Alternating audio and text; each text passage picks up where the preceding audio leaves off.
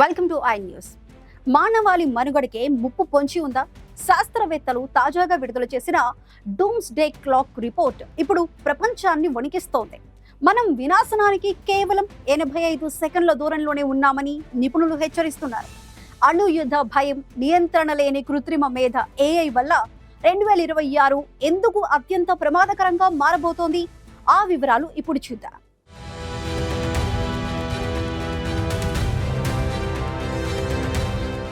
మానవ నాగరికత అంతానికి సమయం దగ్గర పడిందా?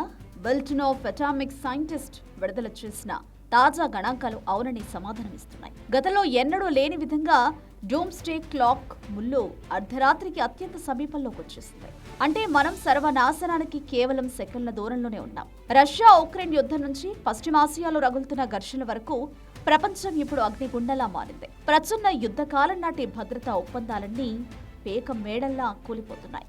అమెరికా, రష్యాలు అణు ఒప్పందాల నుంచి తప్పుకుంటుంటే చైనా తన అణు క్షిపణుల సంఖ్యను శరవేగంగా పెంచుతోంది. శాంతి చర్చల కంటే ఆధిపత్య పోరుకే అగ్రదేశాలు ప్రాధాన్యత ఇస్తుండడం ఈ ప్రమాద తీవ్రతను పెంచుతోంది. ప్రపంచ దేశాలు మరింత దూకుడుగా జాతీయవాద ధోరణితో వ్యవహరిస్తుండడం వినాశనానికి దారితీస్తోంది. అయితే ఈసారి ముప్పు కేవలం అణుబాంబుల నుంచే కాదు, నియంత్రణ లేని ఆర్టిఫిషియల్ ఇంటెలిజెన్స్ నుంచి కూడా పొంచి ఉందని శాస్త్రవేత్తలు బాంబు పేల్చారు. అణు విపత్తుతో సమానమైన వినాశనాన్ని AI కలిగించగలదని వారు హెచ్చరిస్తున్నారు.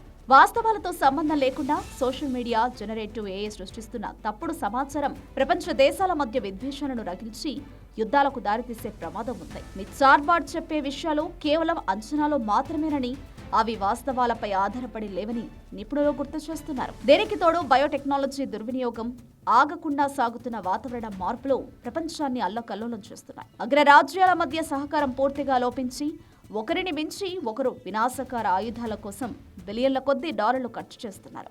రక్షణ కవచాలాంటి అంతర్జాతీయ ఒప్పందాలను పక్కన పారేయడంతో ప్రమాదం ముంగిట నిలబడ్డాం. Clock tick tick మంటోంది.